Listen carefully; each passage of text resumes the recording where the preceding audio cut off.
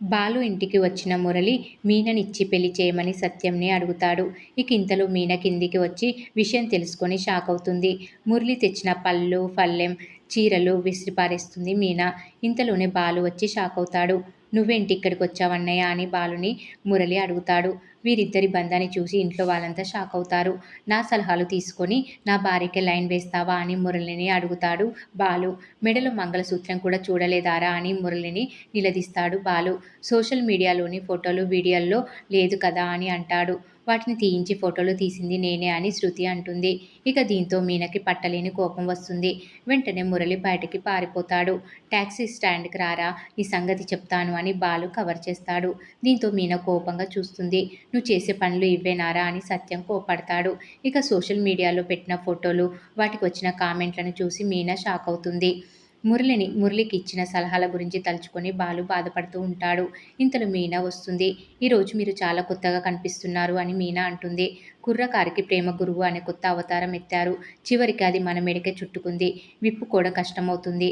మనం ఇచ్చే సలహాల వల్ల మన భార్యకో చెల్లికో ఇబ్బందులు వస్తే ఎలా ఉంటుందో ఇప్పుడు అర్థమైంది కదా.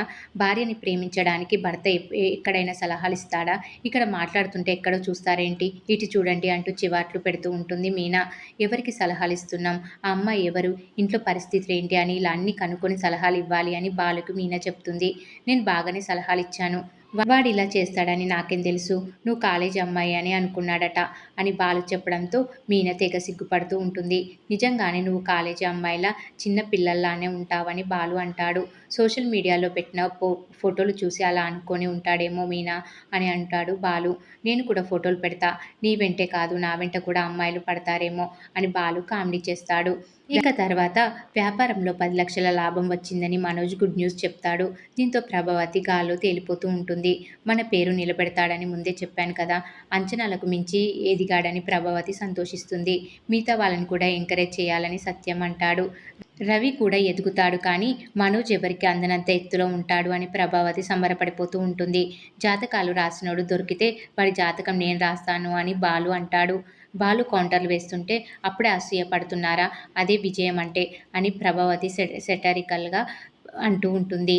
స్వీట్స్ మాత్రమే కాదమ్మా, నీకోసం ఇంకో సర్ప్రైజ్ కూడా ఉందని బంగారు గాజుల్ని చూపిస్తాడు మనోజ్. దీంతో ప్రభావతి నిజంగానే ఆకాశం అంతా ఎత్తులో ఎగిరినట్టు సంతోషపడుతూ ఉంటుంది. ఇక అమ్మని నేల మీద ఆపడం కష్టమని బాలు అంటాడు. గుట్ట దోచుకెళ్ళి గులకరాయి ఇచ్చినట్టుంది, 40 లక్షలు పట్టుకుపోయి 4 గాజులు తెచ్చి పెట్టాడు అని కౌంటర్ వేస్తాడు బాలు. ఇకపై షాప్లో నిన్నే తలుచుకుంటా అని దిష్టి బొమ్మ గురించి మనోజ్ ఆలోచిస్తాడు. ఆ గాజులు నా చేతులతో వేస్తాను అంటూ రోహిణి ప్రభావతికి వాటిని తొడుగుతుంది. అమ్మకి గాజులు తెచ్చావు, మరి నాన్నకేం తేలేదా అని బాలు అడుగుతాడు. నాన్న కోసం షర్ట్ తెచ్చా అని మనోజ్ అంటాడు. నాన్నకి బ్రెస్లెట్ తీసుకురావచ్చు కదా అని బాలు అంటే, అది 10 లక్షలు ఇక్కడే ఖర్చు అవుతాయి, నేను ఓ ఇల్లు కొనాలని అనుకుంటున్నానని మనోజ్ చెప్పడంతో మరింత సంబరపడిపోతుంది ప్రభావతి. అసలైన వారసుడివి అంటే నువ్వేరా అని ప్రభావతి మరింతగా ఓవర్ చేస్తూ ఉంటుంది. దీంతో బాలు, రవి కాస్త బాధపడుతూ ఉంటారు. అవే మాటల్ని మీన తలుచుకుంటూ ఆలోచనలో పడుతూ ఉంటుంది. ఆలోచనలో ఉన్న మీనని నవ్వించేందుకు బాలు ప్రయత్నిస్తాడు.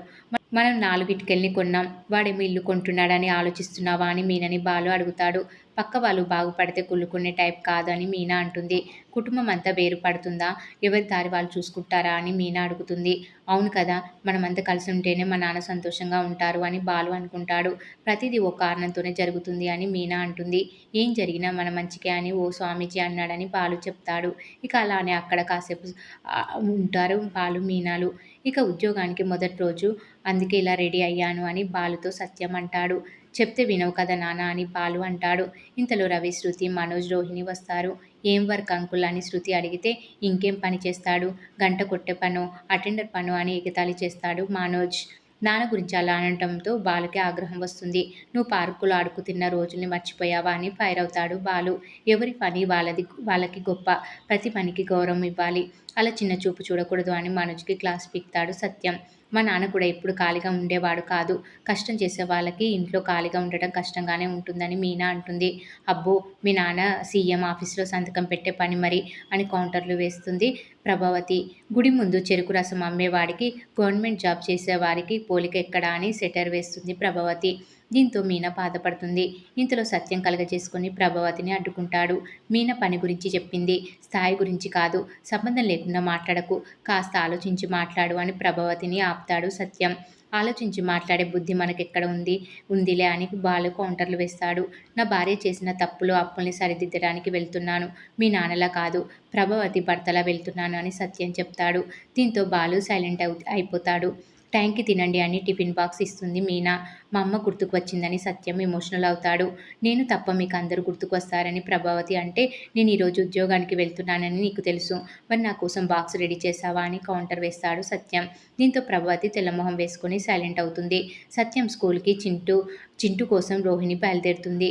అలా ఈరోజు ఎపిసోడ్ కంప్లీట్ అవుతుంది.